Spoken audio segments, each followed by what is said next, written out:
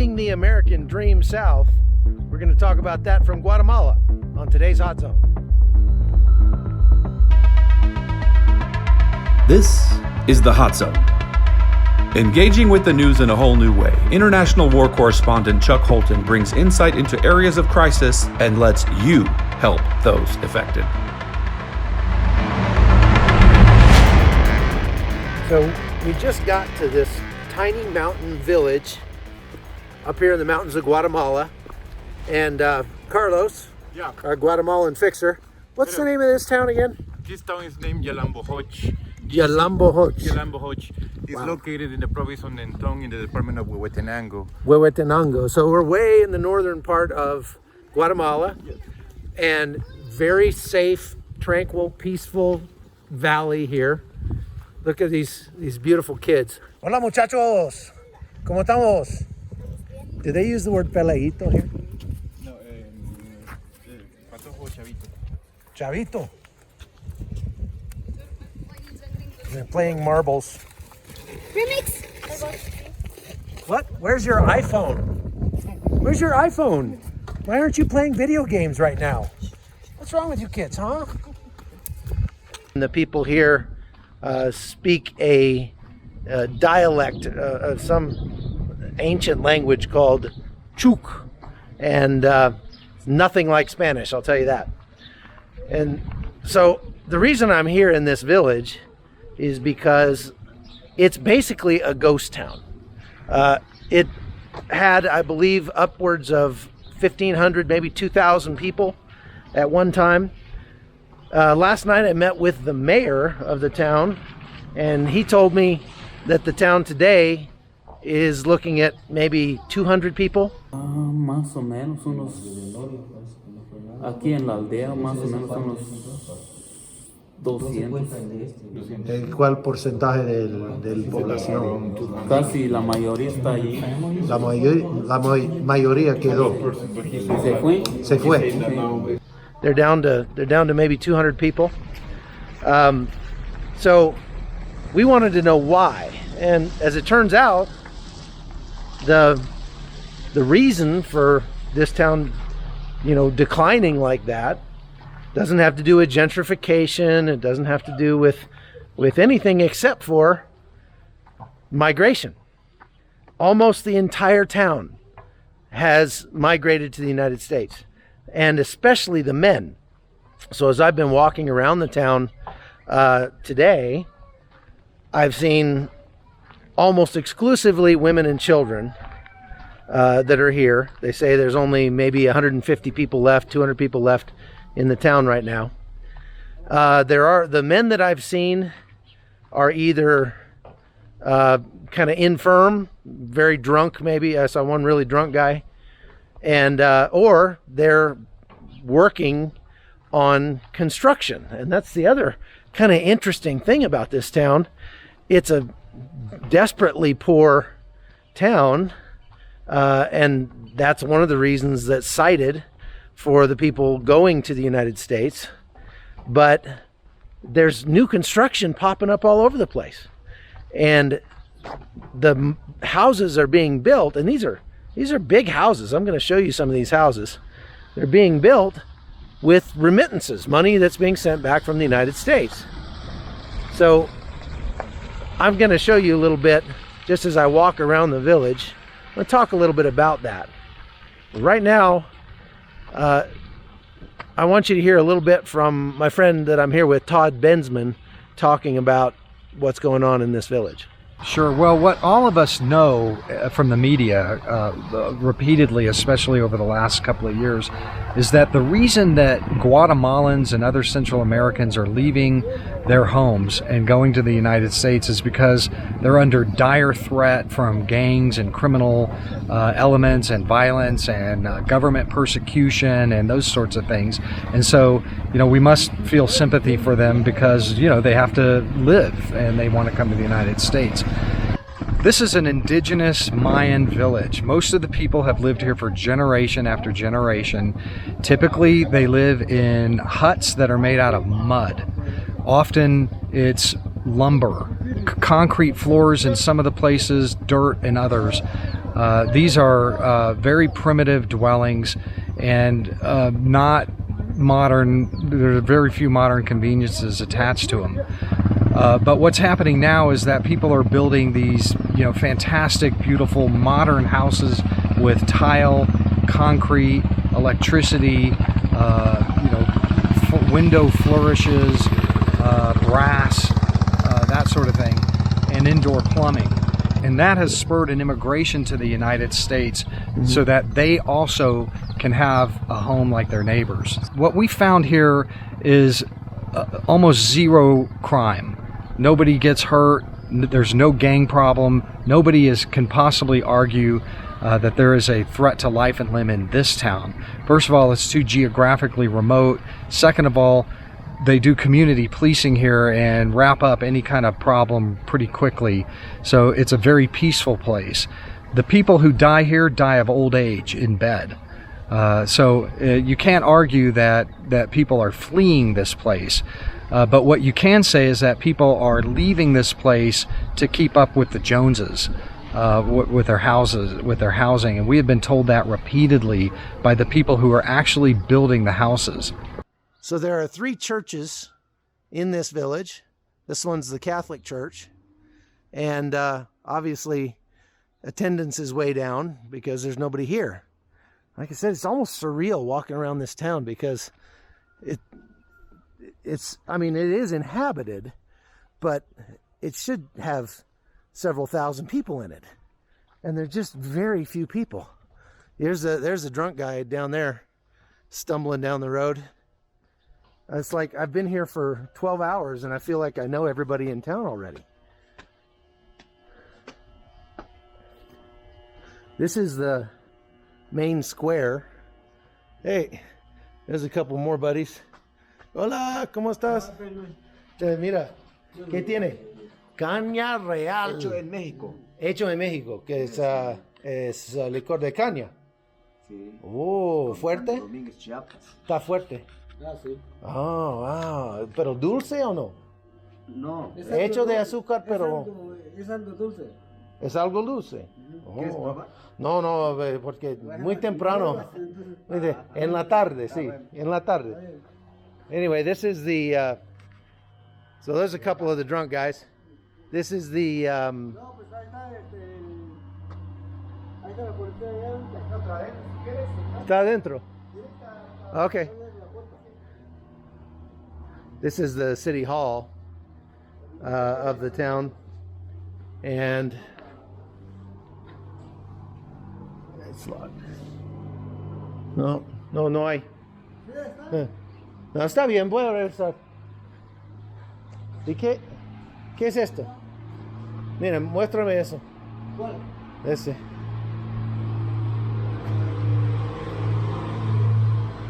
Ese es para... ¿Así? Ah, sí, son cuernos de ganados. ¿Por qué? Hola. ¿Por qué hay? Es para llamar que si no estaba uno de autoridad por acá. Ajá. Uno tiene Oh, que para estar aquí, llamar a uno. Para llamarlo si hay alguien que quería aquí en la auxiliatura. So these cow horns are for calling somebody to this building if there's nobody around. This is one of the mayors. ¿Usted es alcalde? Yo soy primer policía. Primer policía. Okay, so he's like the neighborhood watch captain. Mucho gusto. Sí, gracias. So that guy's like the neighborhood watch captain. And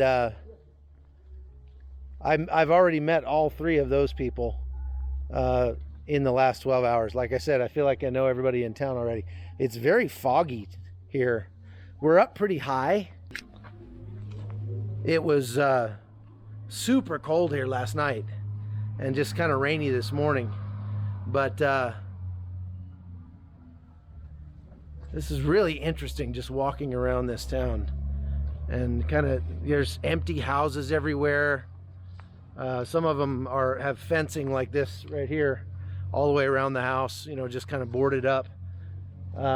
But most of them have at least like a family member or somebody that's watching them, taking care of them, right? So here's some of the construction that we're seeing right now. It's a big house, huh? There's Todd and Carlos are up there interviewing the guy that's building the house. Now look at this house. I mean, this house right here is probably 3,000 square feet. And this house over here is probably 2,500 square feet. This is one family that's building these things. He said that this 2,500 square foot house is going to cost about $37,000 to build. And of course, they're doing the family itself is doing virtually everything. They're doing all the labor. It's not like they're hiring that out to somebody. But he said they've been working on this house for a couple of months, and every time they finish one floor, they have to let it sit for a while so it'll dry. Here's a little girl. She's working. ¿Tú estás trabajando? She's working here. She's roasting coffee. Mucho humo. Lots of smoke.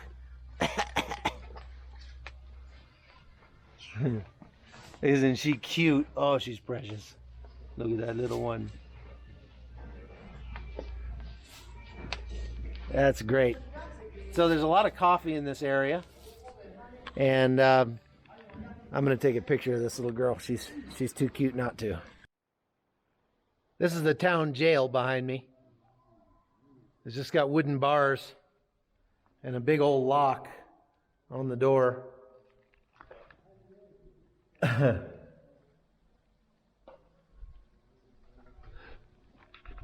Well, I guess every town's got to have one of those. There's a big old picnic table right here, and looks like a public water spigot.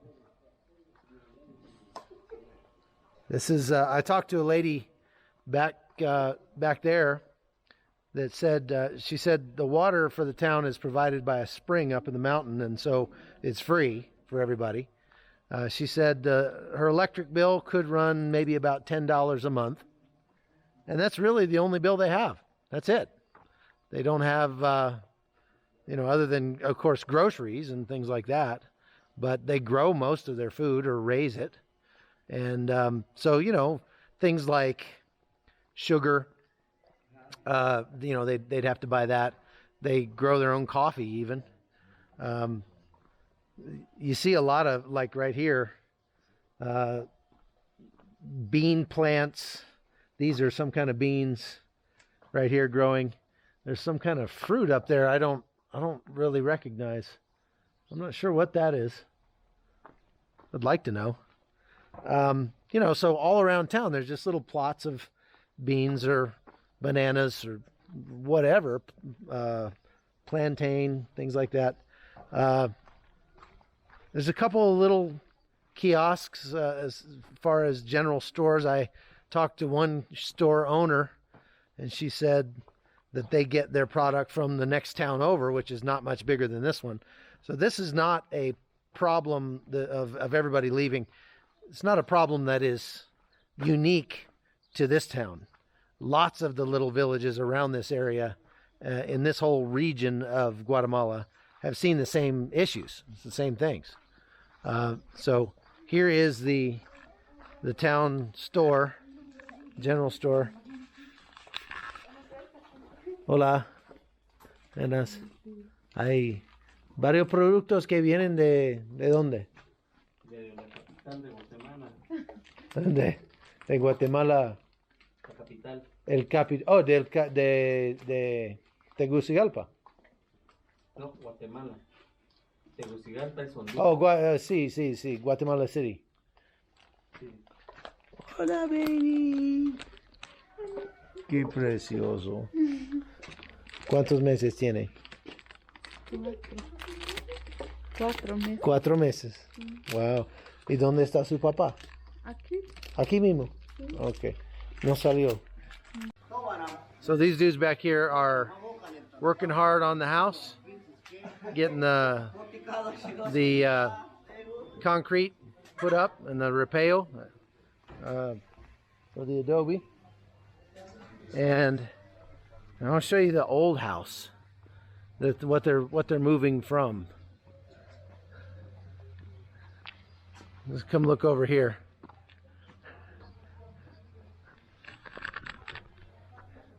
So this is the old house. And of course, you build anything out of wood down here, and it's going to have problems over time because of the bugs and the humidity. But we are, like I said, we're up pretty high, so this is not like tropical or anything like that. This is like cloud forest. Obviously, we're right in the middle of a cloud, and so this family, there's probably, I don't know, maybe 8 people, 9 people in there. But you saw how big those 2 houses were. I mean, they're building themselves mansions, basically, from money that they're earning in the United States. The guy that's building those 2 houses, I talked to him, and he says that he's got 4 sons that are in the United States, and they are sending money home every month, buying the little piece of land, building their houses. There's a nice one over here. You can see the contrast between the old house and the new house. There's the old house, and there's the new house over there. So the migration crisis has become an economic boom for these people, but instead of pursuing the American dream in America, they're bringing the American dream back down here. And that brings up another point. This is an incredibly safe town.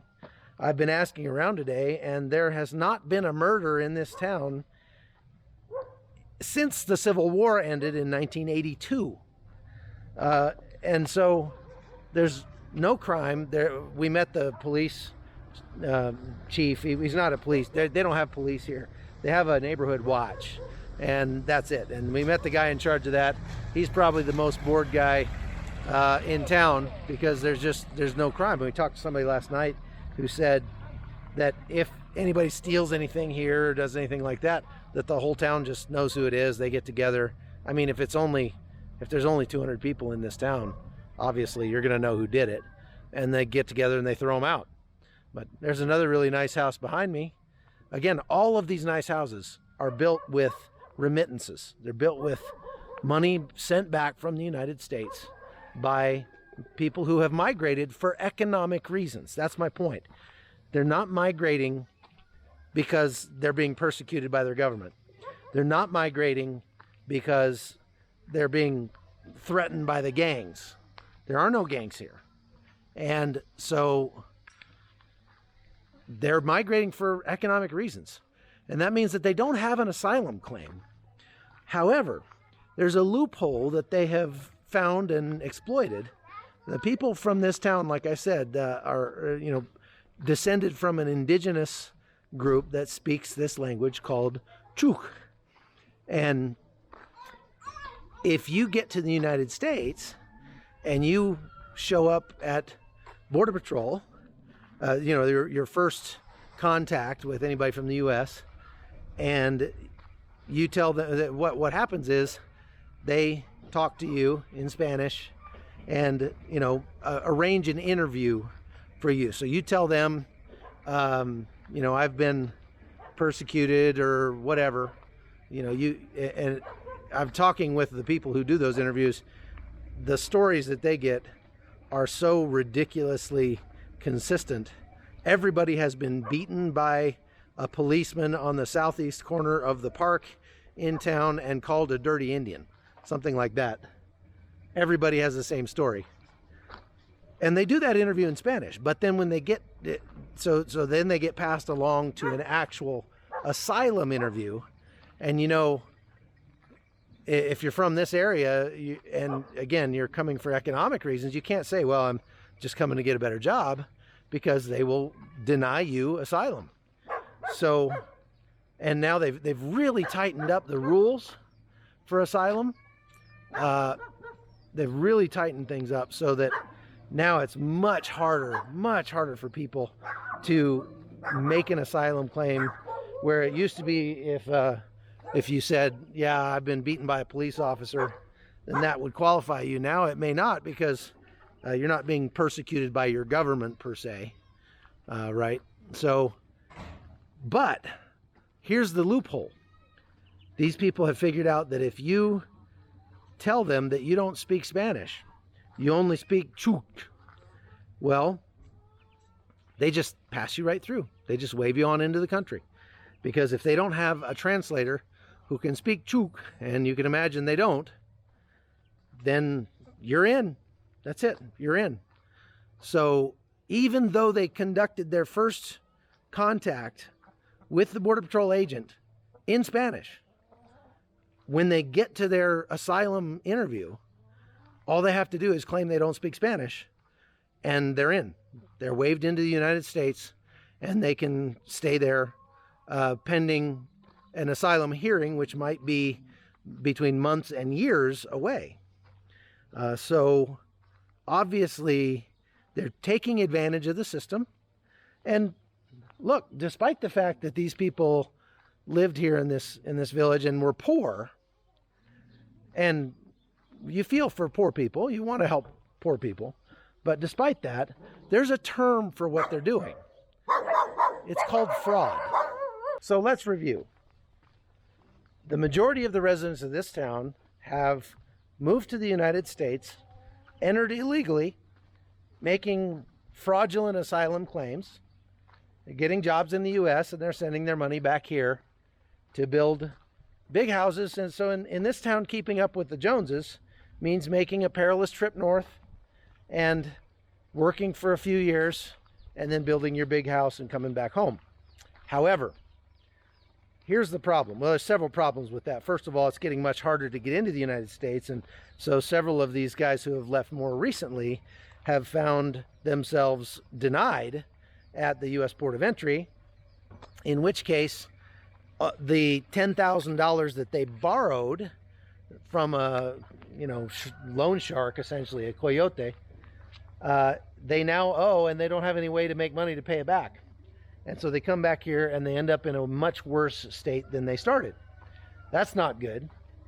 The other thing is that it creates this sort of expectation. They've lived in the United States maybe for 4 or 5 years, and consequently they have a different expectation of the standard of living. And so how long are they going to come back here and be able to stay here, even in this nicer house, without deciding, you know what, I need to go back there and make some more money?